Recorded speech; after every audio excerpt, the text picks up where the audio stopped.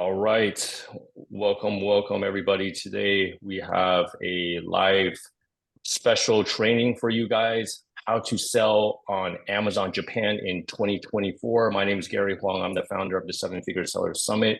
Today I'm thrilled to have three guest speakers to really help you guys to walk you through the steps you need to take to sell into Amazon Japan. And this is for you if you're an Amazon seller. Let's say you're already selling in the US, you're already selling in EU, you're thinking about expanding into a new marketplace. That's why we think Japan is a great opportunity. And before we get started, a quick introduction. So today you're going to learn some of the latest updates about Amazon Japan for 2024. We'll also cover product market fit. You'll discover if your product is right a fit for Japan. We'll also have time for Q&A, so you can ask specific questions to our guest speakers at the end. We'll also talk about localization, why adapting to Japan. I mean, you got to Japanify the listing, right? There's more stuff that you got to do beyond just translation. We're going to get into that. We'll also talk about some success stories, some case studies. I just heard recently that one of our sellers, like one of the brands he worked with, they sold over 1.2 million USD in the past 12 months in Japan. So we're going to hear about some of the changes and the things that they did to achieve that. And also we'll talk about some of the important import compliance changes as well. Okay, so quick intro of our speakers. We have, first off, Mr. Toshitaka joining us from Inoue in Osaka. How are you, Toshitaka? Hi, doing good. How are you, Gary? Doing great.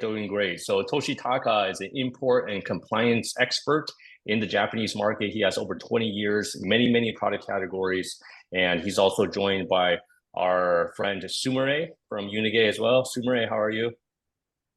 So Sumire. Hello. Good morning. Good morning. So Sumire is also a team member with Toshitaka, so they'll be able to answer many of your important compliance questions. Next, we have Nick Katz joining us from Hamamatsu, Japan. Nick, how are you? I'm very well. Thank you for inviting me on. Good to be here. Excellent. So yeah, it's great to have Nick back. Nick is a seven-figure Amazon Japan seller. He has over 2 decades experience in Japan retail, and he has a ton of valuable insights, both from his direct selling as well as working with brands that he helps sell into Amazon Japan. And last but not least, we have Ritu Java joining us from Orlando, Florida. How are you, Ritu? Doing good. Having a great time at the Camp Ecom, Brandon Young's event, which is just wrapping up. So really excited to join everybody today.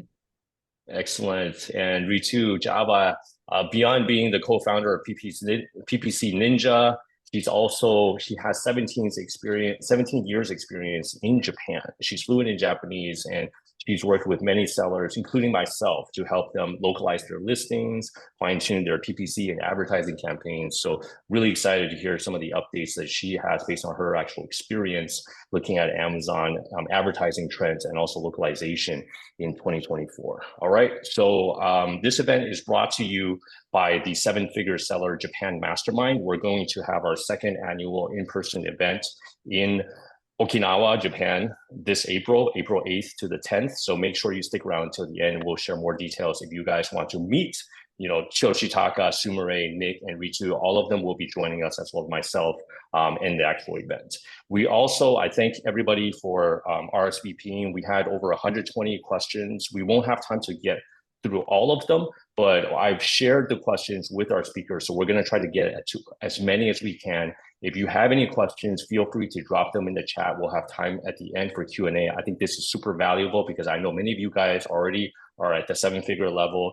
You have specific questions about your products. So whether it's import or localization, or even, will this work in Japan? I think this can be a great mastermind opportunity for you guys. All right. So really excited to have everybody.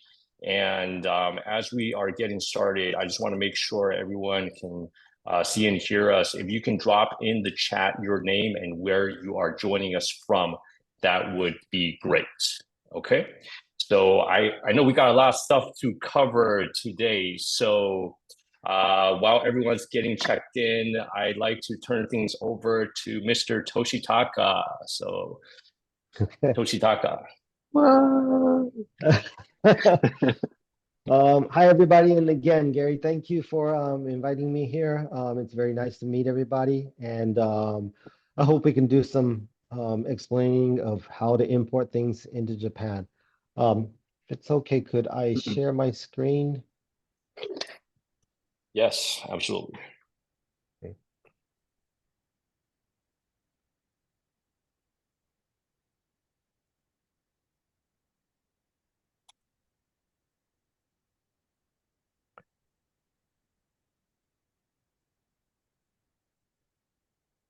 Okay. So again, hi everybody. My name is Toshitaka from Unige. We are located in Osaka, and we basically do a lot of the importing compliance check for Amazon sellers coming into Japan. We also do export, but today I think we'll focus on importing into Japan and give you some steps of the procedures. And so um, starting on October 1st of last year, 2023, Japan Customs has passed a new law, and I think this has been discussed over and over online and in many areas, but the new law has been passed, and officially in Japan, we are not able to do any type of IOR services, importer of record services. You either have to be the actual importer or you need to use an ACP service, which is to assign an attorney to be responsible for somebody that's importing your items. A quick information of the IOR services here.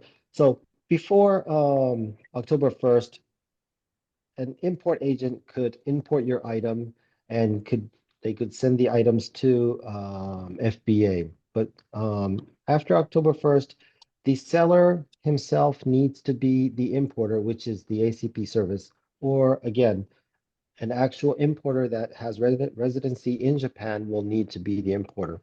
And so basically for us as a service, we do the importer part. And what this means is we will buy your items and we will sell them in Japan. Now, we will have a special procedure for this, but basically that's how it will go. And so your items, when it's coming into Japan, it will be imported by us, Unige, and then later it will be sent to FBA. Before this was called an IOR, but officially we cannot use this anymore. Um, a quick explanation of the difference between an ACP and importer. Um, in the past, I explained that an ACP could not do compliance-related items. With further research and talk with customs, we kind of understood that all compliance items can be handled by ACP. So therefore, in the past, I have said that Unigate will not be will not provide ACP services, but we're kind of shifting this to you choose whether you would like to use ACP or you would like to use us as an importer. Now, a simple comparison of the two, and I think the biggest uh,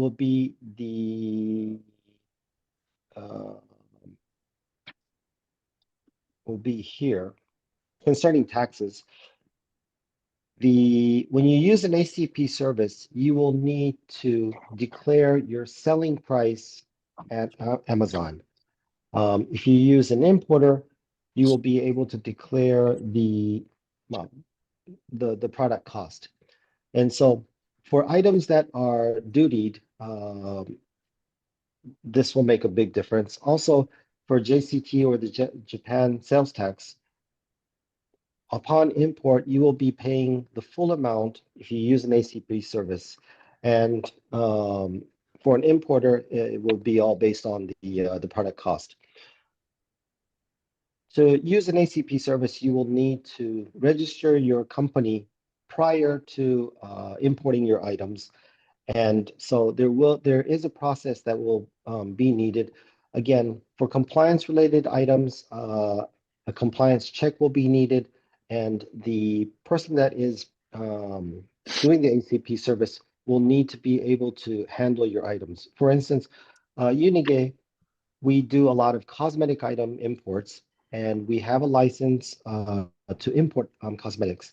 So therefore, we can provide the ACP service for cosmetic items. But if the person that is doing an ACP service does not have a cosmetic license, even though they can use an ACP, that person will not be able to import the items. So there are limitations for using ACP, but we found out that everything is possible. And so if this is a service that is needed, Unigate can provide it.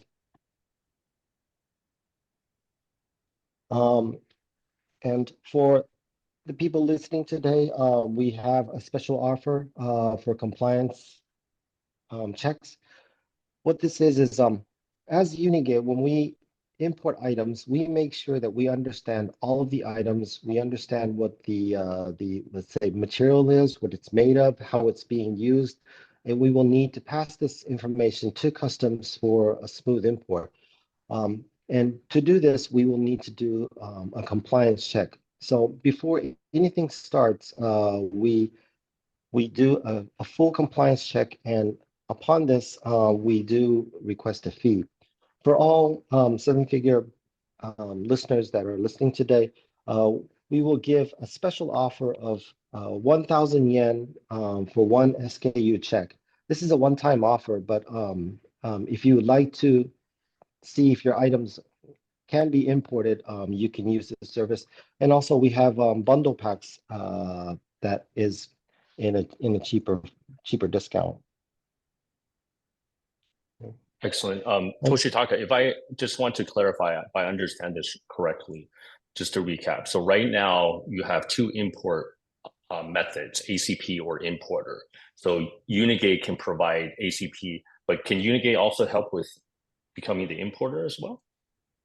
Yes. So I do recommend using the pink importer service, and Yeah. And that way you will be able to declare all product costs, all product prices upon cost of what is being manufactured, not the selling price. Yeah. Okay. And Dano just asked in the chat, can you explain ACP? What does it stand for exactly? What is it? Attorney of Custom Procedures. So it's kind of like the exporter or the shipper will become the importer, even though he does not have residency in Japan. Normally, an importer will need a residency in Japan, but if they do not have residency in Japan, by registering their company through a company that will become the person responsible in Japan, they can use this ACP service, meaning that the exporter can become the importer. And so if somebody wanted to use ACP services, let's say with Unigay, they will need to provide their company information. We will need to submit that to customs and tell them that this exporter will become the importer, and he will be the person paying for all of the taxes. However, Japan Customs now says that, and if you use an ACP service, all prices need to be declared on the selling price at Amazon. So the price automatically changes, and you will need to submit documents to clarify that. Excellent. Okay.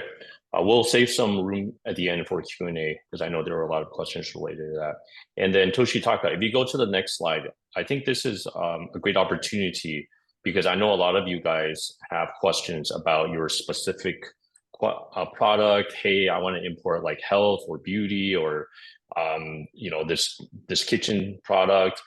Now is your chance. You can find out from an expert whether your product will comply to Japan and what are the requirements you need. And literally, they're offering a special discount, 1,000 yen.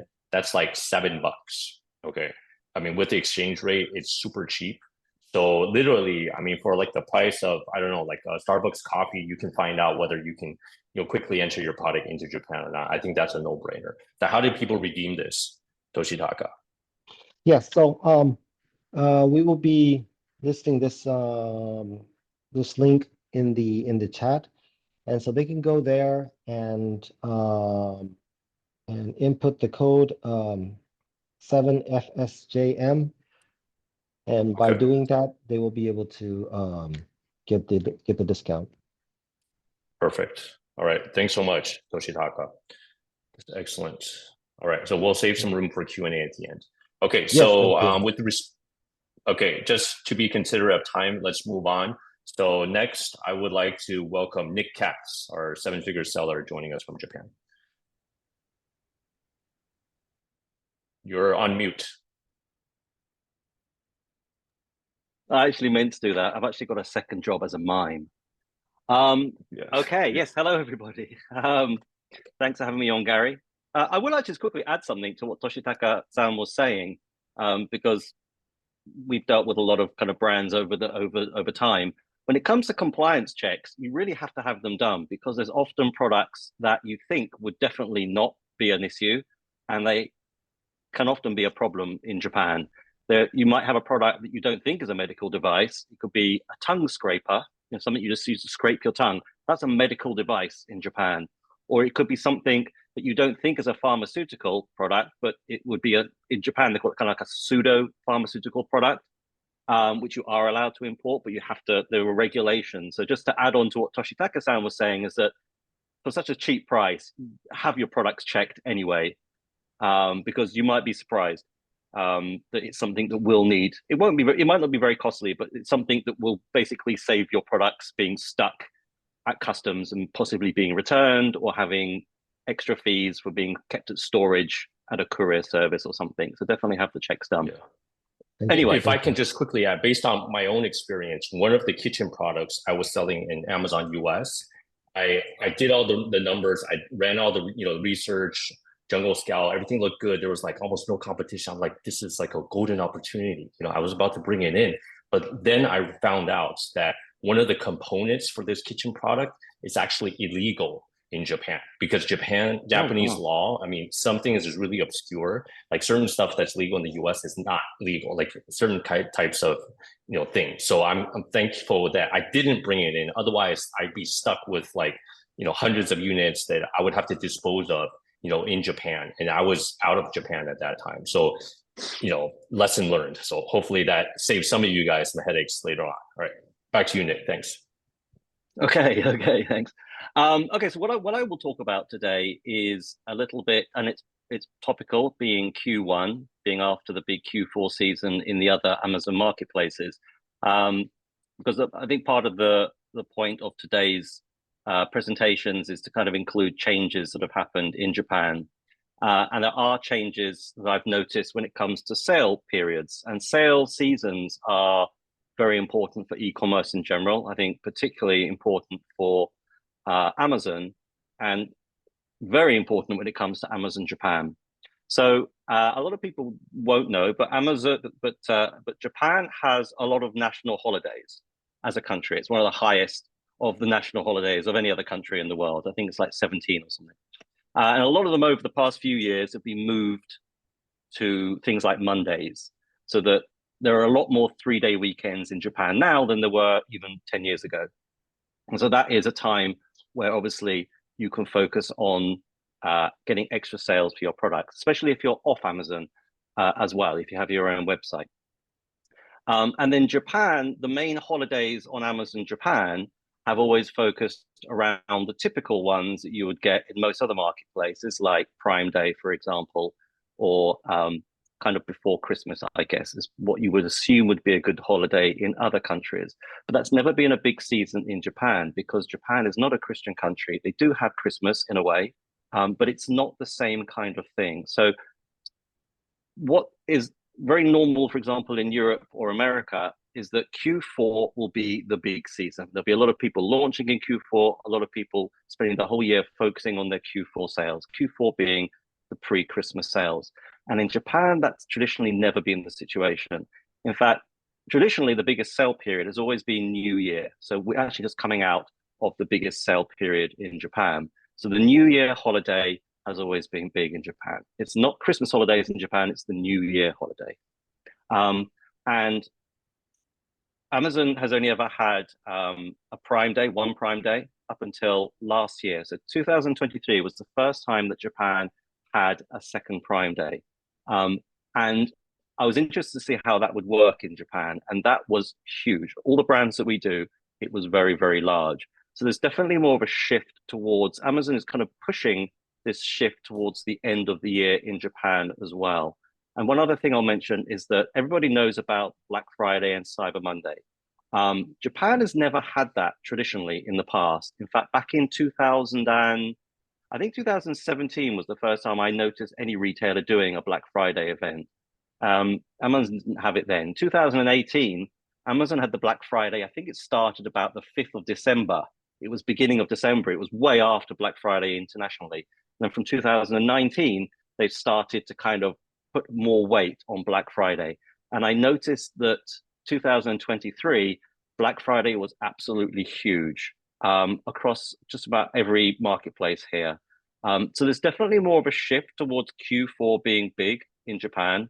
So the new Prime Day at the end of the year was big.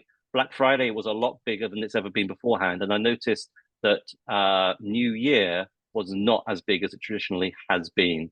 I mean, this is limited to the brands that we sell and our clients' brands. So maybe there are obviously going to be outliers there depending on seasonality. But I have noticed there's more of a shift towards the end of the year. But even saying that, still Q1 is big for e-commerce in Japan. So in America, the Q4 is the big season, the big push for Q4. People always complain about sales dropping after Christmas. In Japan, that doesn't happen. You still get sales all the way through. You get sales in New Year. For most brands, you'll have bigger sales in November than you will in December because of Black Friday. And it keeps going. January, February, March tends to be very, very good for e-commerce in Japan. So you should note that the sales periods will be slightly different, and you can kind of adjust your seasonality. For example, if you're a seller in America or Europe, you might be selling a lot in November and December, but you can shift your focus to including January and February for Japan. So that's one thing to notice. And the other thing I'll mention is because there's so many sales periods in Japan, you need to kind of include a way to be able to contact customers because of these multiple sale periods. It's a lot of 3-day holidays. There's a lot of extra holidays on Amazon or just holidays in the country. You should Google things like Golden Week or Golden Week or the Obon. So Golden Week is in May. You get the Obon holidays, which are in August. There's a lot of these holiday periods. So you want to be able to contact customers. And it's not very kind of in vogue now to talk about it, but many years ago, people used to talk about getting email lists. And then it kind of switched to doing Messenger, how to gain customers on Messenger, for example. Messenger bots were a big thing a few years ago. Anybody went to conferences then. In Japan, Facebook has never been very big. So Messenger has never been a very good platform. Japan essentially doesn't have WhatsApp at all. If you ever meet anybody with WhatsApp, they will definitely be an English speaker, or they will have a lot of foreign friends. So the main app in Japan is called Line, just L-I-N-E. It's a Japan native app. Every single person in Japan will have Line. You will never meet anybody who doesn't have Line. They could be, a teenager, they could be in their 90s. If they've got a phone, smartphone, they will have Line on it. If you meet somebody in Japan and you want to keep in contact, you'll get their Line. For example, in England, you'll probably get their WhatsApp or their Instagram. In Japan, it's their Line. So you need to understand that everybody in Japan uses Line, and it's a very effective way for getting customers. You can build a Line list, essentially. There's a lot of ways of doing this, but if you have a Line list, you just start early. It takes a long time to build these lists up. But once you've built a Line list, every time there's a 3-day holiday, every time there's a Prime Day, every time there's a Black Friday, every time there's the Obon holidays, the Golden Week holidays, the New Year holidays, you will send a message out on the Friday and then maybe again on the Sunday or the Monday. And it's amazing how many sales you can do. You can constantly, every single month, you can kind of have a nice sale period. And it's not just like a random sale period that you are deciding to do. A lot of retailers will be doing it. Customers will be expecting it. And customers join Line purely because they want to get a discount. It's not like an email list where you'll send out instructions on how to use something, or you'll send out useful information or word of the day or whatever. I don't know, whatever your brand is. Line, people only want to be online. They want to get a discount. They'll click it and they'll buy. That's the only reason why people join Line. So I actually recommend that if you know of any Japanese brands, you try and find what their line is, download Line yourself and follow them and see how brands use it. I recommend things like cosmetic brands. They're pretty good when it comes to using Line, and see how they use it and try and mimic what they do. There's a lot of features in Line that you won't know about, but if you see it on a brand page, if they follow a brand and you see how they do it, you'll probably be able to implement most of those things. There are some things that do need some back-end development, but most of the features you will be able to implement yourself.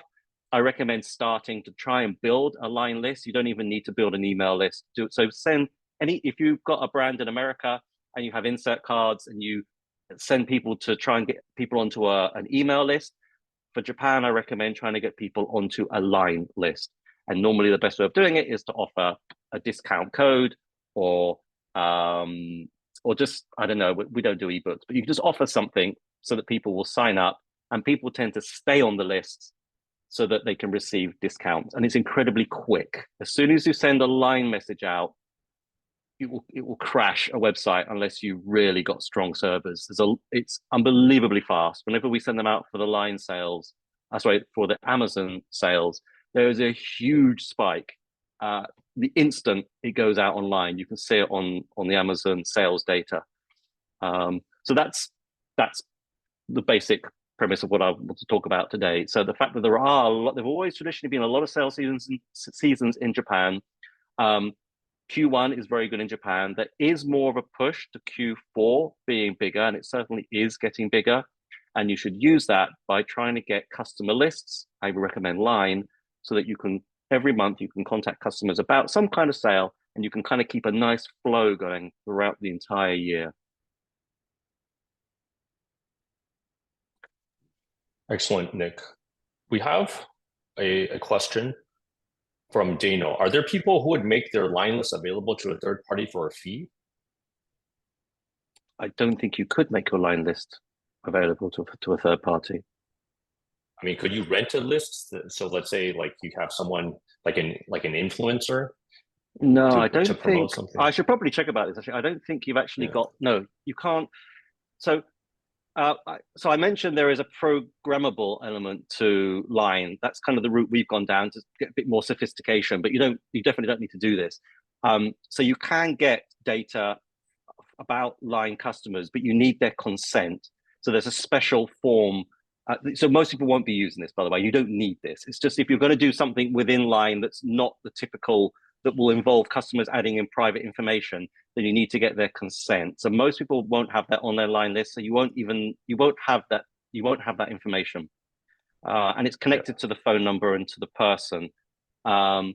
So as far as I know, you can't even rent out or give out a list. I don't think it would even be. I'm trying to think. I don't think it would actually even be. I'm sure there's ways, but I don't think you can do it. It's not like you could sell it's not like an email list where you can see all the emails.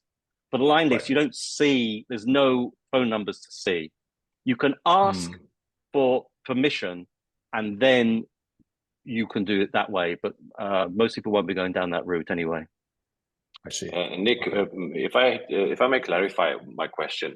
So let's say you have a Line list, yeah. Oh, how you doing? And let's say we are friends, and then I have a promotion for you, and you would post this promotion in your list. I mean, is that a thing? Yeah, that's what I mean. To be honest, okay, I've never heard of that, but you can certainly do that. We have used one brand. I'm the first to have this idea. Come on. No, I know. No, but it's not something somebody's asked us to do, and we haven't. But we have actually used our Line list for one brand for another of our brands that have a kind of similar demographic. And in Line, it doesn't have it does have segmentation. It's not as good as Meta's segmentation. You can segment by region, for example. I think you can do by sex as well. There's a few different things you can segment by. So you may be able to use that for another brand. Yes, you could do that and get an agreement with somebody to send messages out. You kind of want to be careful about that, though. But I mean, you want to be careful. Like, I would probably not want to allow somebody else to use my list unless it was a very closely connected product. You don't want to piss people off. Okay, excellent. Let's quickly address a couple rapid fire questions before we move on. Osgur asks, can Twitter be an option in Japan? Yes. Oh, actually, oddly enough, most people don't know this, but Twitter used to be the largest, used to be the most active country for Twitter. This is the first few years after Twitter launched. Twitter Japan had more tweets going out than America. I don't know why that was. I don't know about now, but Twitter, yeah, Twitter is big, but people use it, I think, different ways than they would. I mean, we do send information out to Twitter as well. There are some companies that I know in e-commerce that use Twitter a lot. We don't use it a lot, but certainly it is an option. But it's not like, so it's different to the way that we would use Line. Line people are on there because they want to get a sale discount, or they want to know about a new product, they want to buy. Twitter would be slightly different, maybe. There's more interaction. You don't have interaction with the customer online. It's all one way. I heard Twitter, with the limitations of the words that you can use, Japanese was perfect for it. So we're able to communicate more that's why, yeah. with the limitation, yeah. Yeah. So there are a lot of people that use it, yeah. Okay. And Mary asked, how do you start making the line list? Do you have like maybe just one step people can take? So it's kind of, so it's basically the same way. So what we do, any brands that we take on, if they've already got their own way of getting email, which is normally an insert card, we just change that to a QR code that a customer will scan and go onto Line. People tend to go onto Line through a QR code. So any way that you would get a mailing list, you would do the same thing. So insert cards are the best way. If the products are small, you could even use a sticker that just has all you need is the QR code. You know, a little QR code. It will say basically friend us, because they use the term friend, which means to follow. And then, 500 yen off, whatever. Just a little message, and people will scan it. So just the way that you would normally get an email list. So insert cards, and obviously if you have a website that's obviously not Amazon, but just a website, a Japanese version of a website, definitely put the QR code on that, and people can go through the website. You can't do it directly on Amazon, although there kind of are sneaky ways of adding a QR code in. But yeah.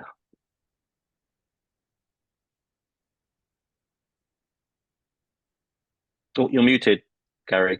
It's not just me. Sorry, it was my turn to be the mime. Okay, we'll save the other questions until the end. So we can have Ritu go next. So without further ado, Ritu. Yep. Yeah, hi. So I'll be talking a little bit about product market fit and marketing and advertising. So let me just share my screen here. Okay. Let's show. Okay, I think you guys can see my screen. Okay, so I guess we've done a bunch of product market fit analyses for people who were interested in the Japanese market last year, and this was right after Gary's very successful Japan Mastermind last year in April.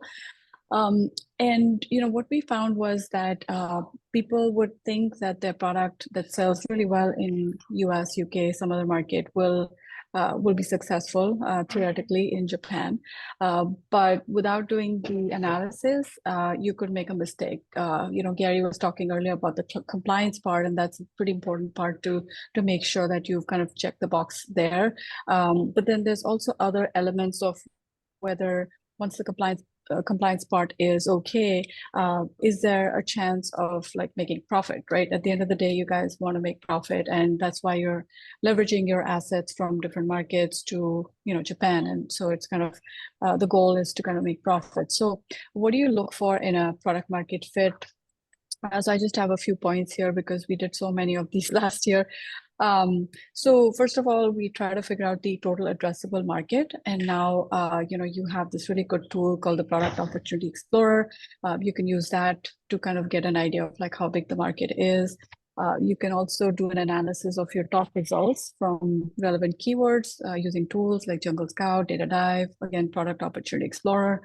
The search volume of your top keywords. You want to make sure that you're your product is in demand, because if it's not, then no point, right? So obviously there's got to be some relative assessment of how big is big, but this is something that we do in a product market fit analysis.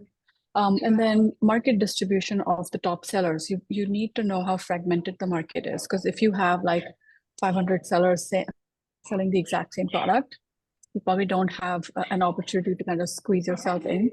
But if the market is kind of consolidated, which means you have a few sellers and maybe a few that are taking a small size of the pie, then you might say, okay, maybe I can do a really good job with my listings, with my PPC, with my promotions, with line, this and that, and see if I can kind of carve a space for myself, right? So that's very important to see the market distribution. And then you also want to see if there is any opportunity for influencer marketing with your type of product, because in Japan, products go viral when everybody else is using them. There's, people in Japan like to follow the crowd. So if one person likes something, there's a chance that a whole lot of people will like that something, right? So if you think that the product is something that has that element of going viral, then that's something you want to consider as a positive when it comes to product market fit. And then finally, I would just say a sanity check, because there are some things that are just not followed in Japan. They might be popular in other parts of the world. Like Nick was earlier saying, right, that Christmas isn't that big. So if you try to sell ornaments, you're probably not going to make money there. But yeah, just there's so many ways to figure out whether your product will actually be accepted in Japan or not. You can even just Google, or now you can do ChatGPT. There's so many ways to figure that out. Japanese homes tend to be small, so obviously you can't expect like bulky products to sell easily in Japan and so on. So just a sanity check. This is kind of what a product market fit analysis would look like. Then the second aspect of, you've got, let's say you figured out, okay, my product is likely to sell. You want to do localization of your listing, not just translation, because localization is something like a Japanification or Japanization of your listing, because it has to appeal to the audience in a way that they can consume easily, and it's not jarring. It's not just like a literal translation. You want to put some nuance that is kind of more aesthetic and so on. Just remember that in Japan, there's like 4 different language scripts, and that people merge them, they mix and match them, and kind of use them as accents in their language. So just a quick 4 different scripts that are used. So just be aware that it's not just so simple. Just an example of how Starbucks is using all kind of 3 of the scripts in their listing itself. So that's something that whoever creates your listing needs to be familiar with it. Recently, I saw a listing that was looking like it was done by a Chinese person, because Chinese people and Japanese, they do share a lot of characters, but we can tell if someone's using the wrong character. It conveys the meaning, but you can tell that this was not done by a Japanese person. So just making sure that language is taken care of, because Japanese people are pretty quality conscious, more than most people in other parts of the world that I've seen. I've lived in Japan for 17 years. Right now I live in Canada, but I'm also still a permanent resident of Japan. So there's a lot of stuff that you need to kind of pay attention to when it comes to the culture, the language, the aesthetics. By the way, I love to ask people, what do you think this thing is? This the image of these 4 rolls. And I know it's we don't have the time to go into this, but let me just say that these are toilet paper rolls, right? And this is how Japanese people like to beautify everything that meets the eye, right? It needs to be pretty and so on. So that it needs to pass the aesthetics test. And then the focus on data. Like Japanese people just love data. They want all the numbers and the convincing arguments in numeric form to be able to kind of come across as authentic and trustworthy. This below is one of the listings. I think it's image number 2 or 3, and it's just a Tumblr.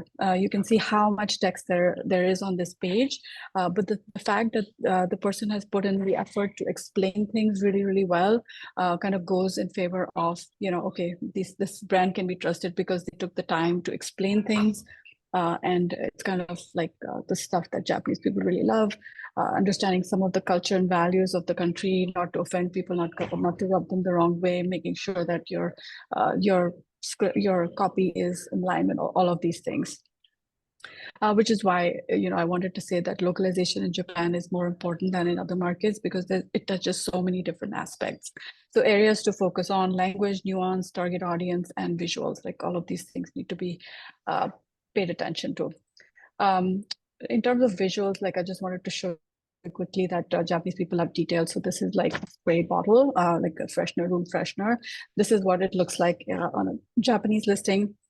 And this is what this might look like on an American or US listing: very breezy and dreamy and so on, very little text. So that's the difference. Okay, now let's get into marketing and advertising to grow sales. So what kind of marketing works in Japan? A lot of influencer marketing works in Japan. Japanese people are, like I said, they like to follow the crowd. So if you can imagine, having an influencer, kind of talk about your product through an unboxing video or whatever, that tends to have a lot more reach than if you just try to do PPC, right? So you've got to have the nice blend of influencer marketing and your own advertising. Just to support what the question that was asked earlier, I happen to have this, by the way.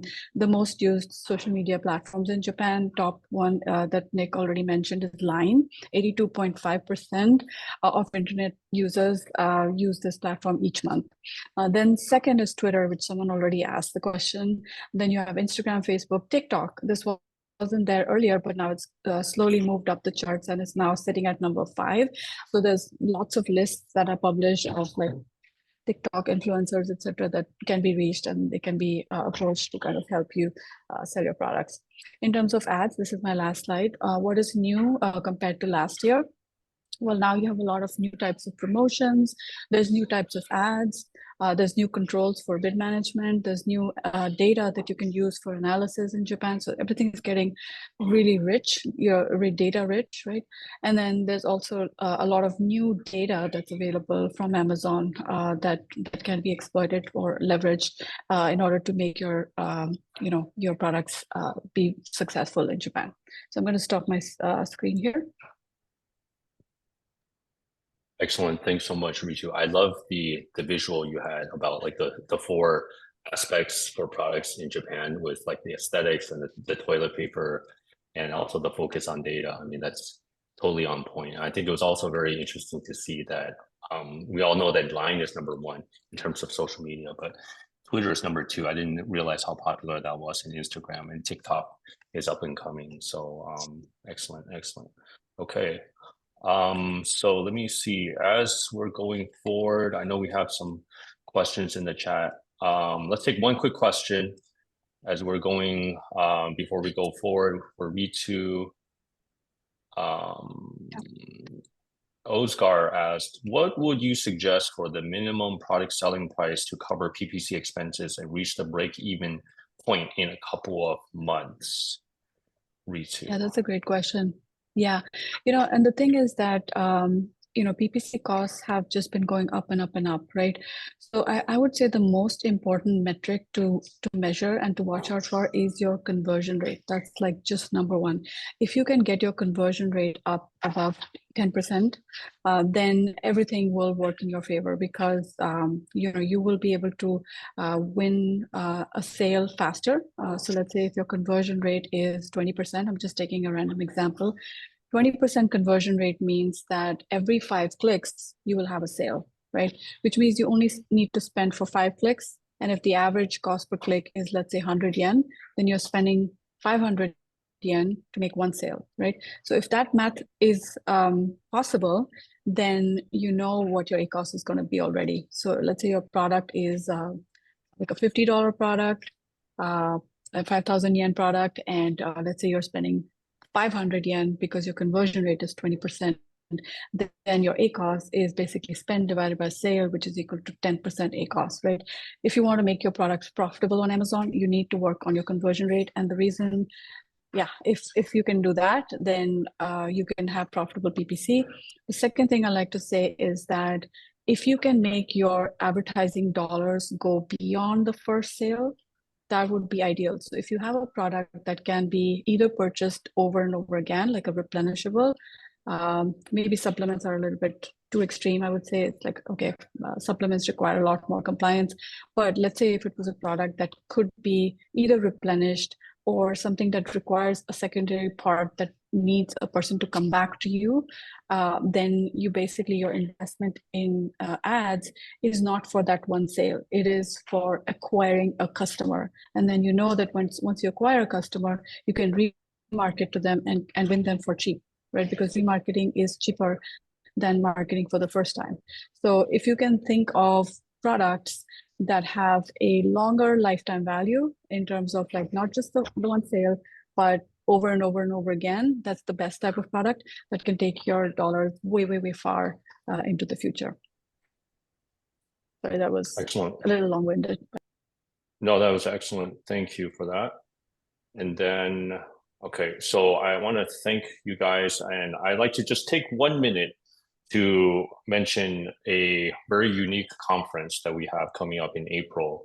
And the cool part is, I mean, we covered a lot today, but this is really just the tip of the iceberg in terms of how to sell on Amazon Japan. And Ritu, Nick, Toshitaka, and Inoue team, they will all be there.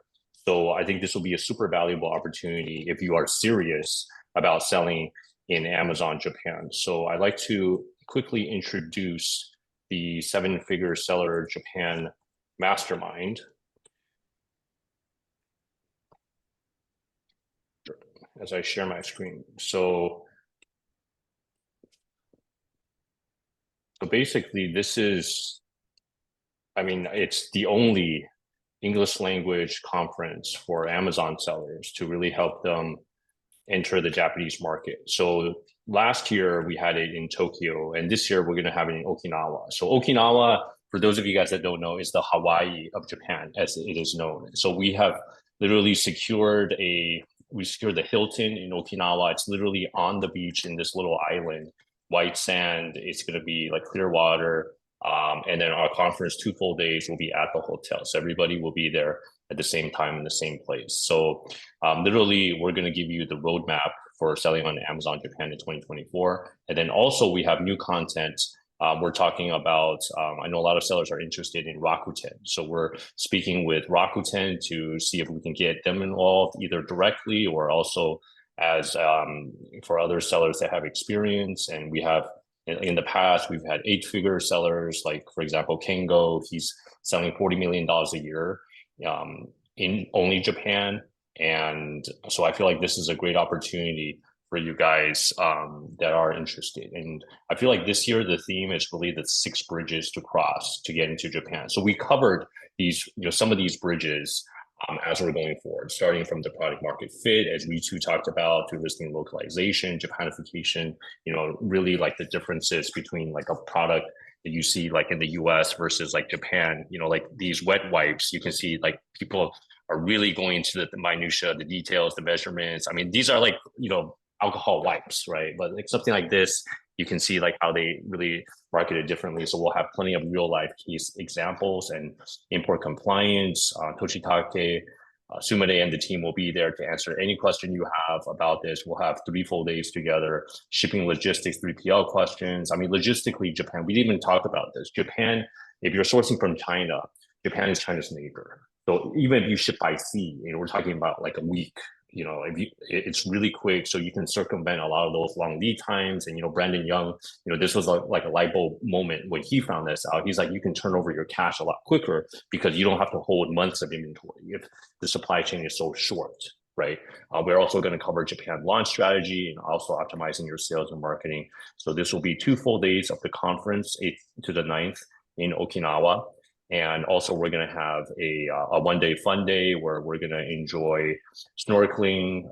We'll enjoy, there's mangroves, there's like a UNESCO forest in Yambaru. We're going to go kayaking. So all of these are like, additional opportunities, not only to learn about the marketplace, but also network with other sellers, with, these experts like Ritu, like Nick, like Toshitaka, and the team. So for those of you guys that are interested, I'd like to just drop the URL in the chat. You can check out the website. We do have a pre-event special price, and it will be good until January 31st. So if you are interested, please let us know. And if you're flying in, Tokyo and Osaka are the closest. Normally, those are the two closest airports. Naha Airport is the airport in Okinawa that you would fly in. And we also negotiated discounted rates at the Hilton. You won't get any hotel rates lower than what we've negotiated. And then there's a link on the site. All right. So let's get to some questions, guys. Hey, Gary, Let's sorry, get to this is some- Mark. Can I just mention Mark. one thing? Yes. How are you, Mark? Good. Hey, everybody. I know, Gary, you and I have been talking about the changes to Japan customs. I know you were mentioning about shipments from China to Japan. I just wanted to make sure that everybody understands there have been significant changes in the way Japan customs will evaluate tax imports. If you're a overseas seller and you have an account on Amazon or Rakuten and you're shipping from abroad, they've changed the rules for how declared price is calculated. And we've had clients now that are paying twice as much as they did when before this change. And also there are some other restrictions on what type of products an overseas seller that's acting as their own importer of record is able to import and not able to import. So it's important to take a look at that as well. Excellent. Thank you for raising that. Yes, I am aware there's more issues in terms of compliance and taxes. So appreciate those words. Yeah, I'm sure Toshitaka from Inoue is all over that as well. Yeah, Yeah. excellent. Will you be joining us, Mark, in Okinawa? In Okinawa? Yeah. Absolutely. All right. I hope to be part of the Rakuten discussion as well. Yeah, absolutely. I mean, I actually, just between us and the audience, we're talking with Rakuten to see if we can get them involved. Because for those of you guys that are not aware, Rakuten is the second biggest e-commerce platform in Japan. Basically, they're neck and neck, Amazon and Rakuten. So it depends on the different categories, the demographics. So we really want to give you guys a balanced perspective about doing business in Japan. So we're also beyond Amazon. We're going to expand. We have new topics talking about how to sell in Rakuten. We're also exploring offline retail stores, so physical retail. So we're looking at that as an additional topic as well. So if you guys have any other suggestions, what you'd like to see, any topics, please do let us know. We're really trying to do everything we can to help sellers succeed in Japan. All right. Thanks so much, Mark. And Gary, just on that note, I've done numerous presentations with Rakuten. Rakuten tends to present about their marketplace. I tend to talk about how to maximize and optimize your business on Rakuten. Interesting. Okay. Let's talk some more offline, Mark. Okay. I'd love to learn more about that. Sure. Appreciate it. Okay. Excellent. So let's get back to Q&A. We still have a few minutes left. So going back to Q&A. Okay, Joe had an earlier question. What are the label requirements for products on Amazon Japan? Right. So basically label requirements on Amazon Japan. It's not just Amazon Japan. You have to worry about the Japanese laws. So make sure that everything is complied or sellable in Japan according to the Japanese laws. And again, with the compliance check that Inoue does, we will go through those and we will inform you and maybe and help design the labels that are needed in Japan. Now, upon import, it's not that critical, but after you start selling on Amazon, if there is an issue, they may stop your account, ban your account, or freeze your ASIN. So please be careful of that. Okay, excellent. And definitely talk to Inoue if you have any. Yeah. Oh, sorry. Yeah, definitely to Inoue. I'll just add that there are two things there. So there's, as Toshitaka-san mentioned, there's the import regulations and there's the Amazon regulations, and they're two different things.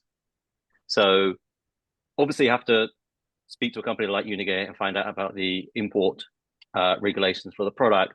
And then once you want to list the product on Amazon, it's not so much a compliance thing. It's the wording that you can use for certain products that's more specific to the pseudo pharmaceutical products, so supplements. There are certain things you can and cannot say, and so often a listing will go down, and they'll refer you to a page of words that you're not allowed to use. And often the words you've used aren't on that list, but at least you can get an idea of things you can and cannot say. So there are just two slightly different things there. Okay, excellent. So next question from Osgore. Do you recommend Vine for launch? Because Vine is stated in the comments. So do you recommend what? Vine? A Vine. Vine. Vine. Yeah, for well, the reviews? yeah. I mean, it's a good way of getting initial reviews. Obviously, you can only use it right at the beginning. But yeah, a lot of people do use Vine. Just kind of be aware. I think it's the same in pretty much any marketplace. The Vine reviewers can be pretty brutal.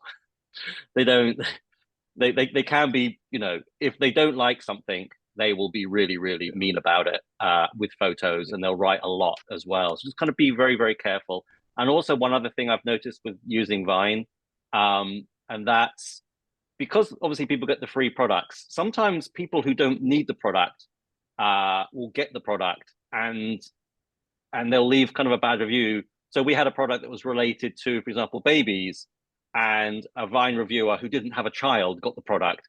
And so, you know, you kind of got to be a little bit careful with that. If you've got a solid product that's got solid reviews in other marketplaces, I would, yeah, definitely Vine's a good way to get a bunch of reviews at the beginning. Great. And Jody asked, is it recommended to have customized packaging translated to Japanese?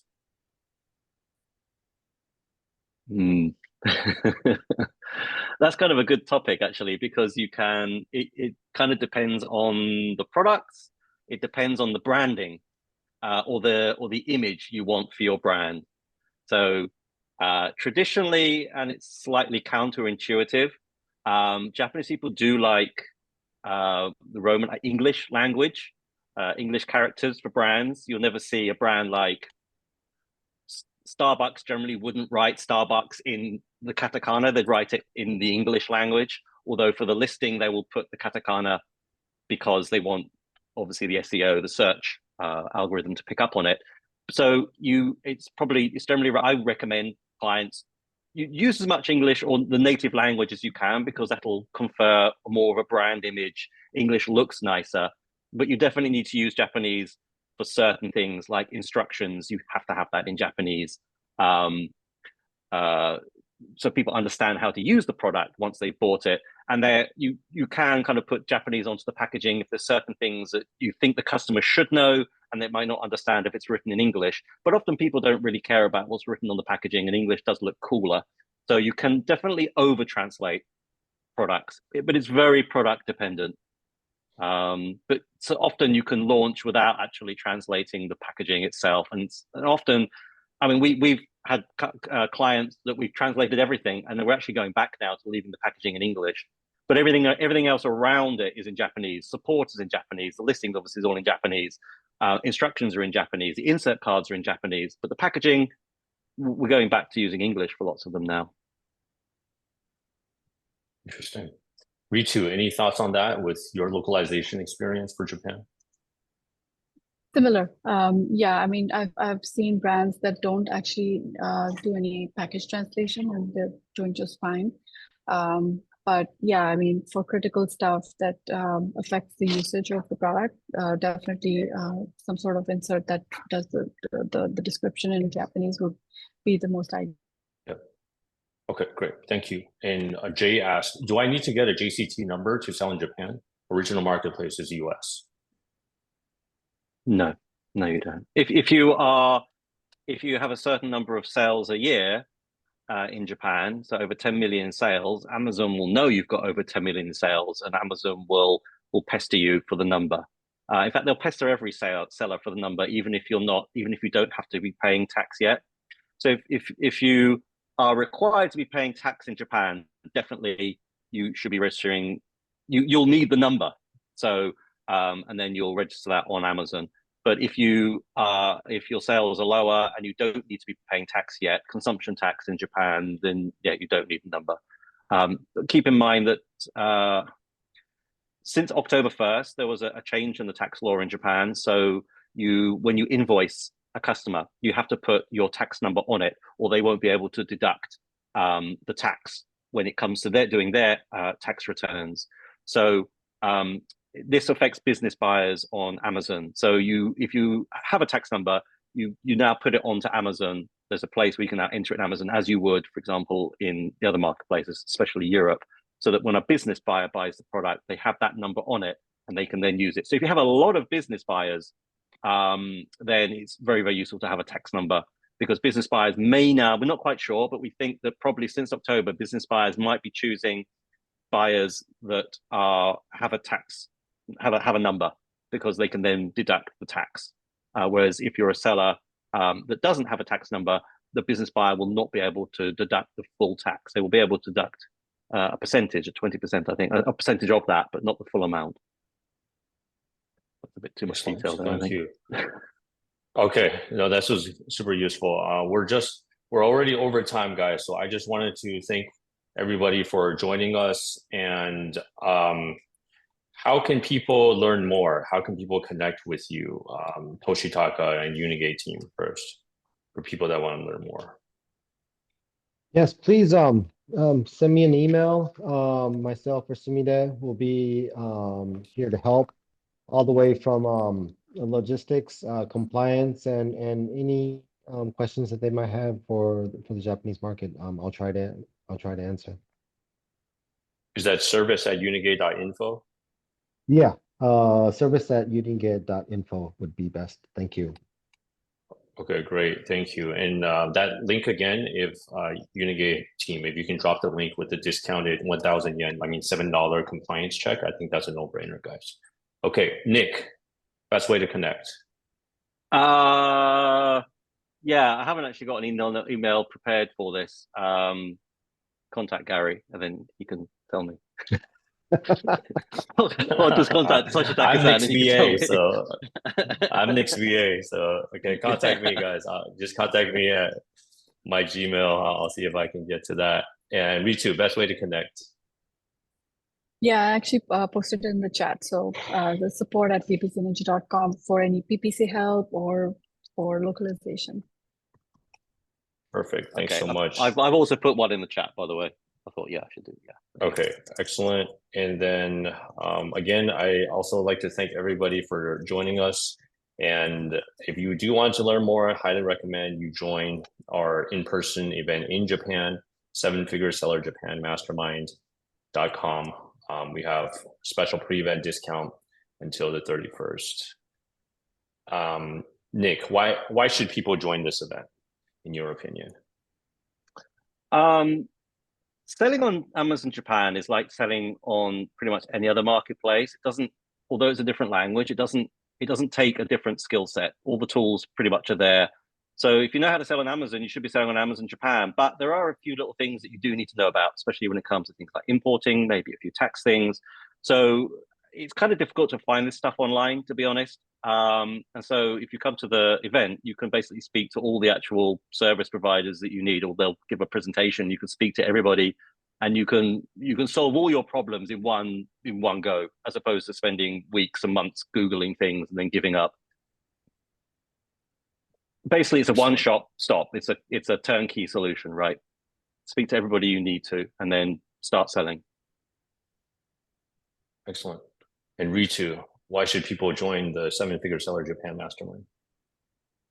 Yeah, well, I can speak from experience. Last year was amazing. It was really high quality content. People flew in from all over the world, actually. And as Nick was saying, you get everybody in the same room. Like, you can go and ask for advice from different people. Even the same type of service, there were multiple service providers offering different perspectives on all the challenges in Japan. So you can pick up a few different perspectives as well.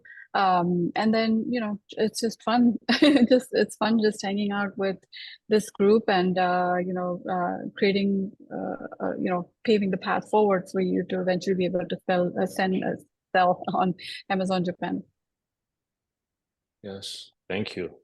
and Toshitaka. And I think also special shout out to Unigate for sponsoring the event as well. And Toshitaka, why should people join the Seven-Figure Seller Japan Mastermind? No, well, they said it all. You get to learn, you get to meet great people, and it's Okinawa. You get to enjoy the atmosphere and the vibe. So why not? Excellent. Okay, and I know some people have the question, like Seoul asked, the Okinawa Summit would be mostly aimed towards experienced seller or new seller not selling on Amazon yet. Would they get any benefit from the summit? Thank you. It is aimed for existing sellers because one of the biggest benefits if you are selling on US, for example, is you can carry over your reviews into Japan. So if you have 700 reviews in Amazon.com, you can bring those over into Japan. So that way you start off with 700. And I mean, there's also other advantages as well. I mean, we're not going to restrict you if you're a brand new seller, but I just feel that you would get more, near-term value if you are already selling. And I mean, definitely new sellers will learn talking to other sellers as well. So I hope that helps, guys. All right. We're out of time. I wanted to thank everybody for joining. We will have the replay available. Please contact us if you have any questions. I hope to see you guys in Okinawa this April, and wishing you guys a great week ahead. Thanks so much. Take care, and we'll see you guys at the next session. Bye, everybody.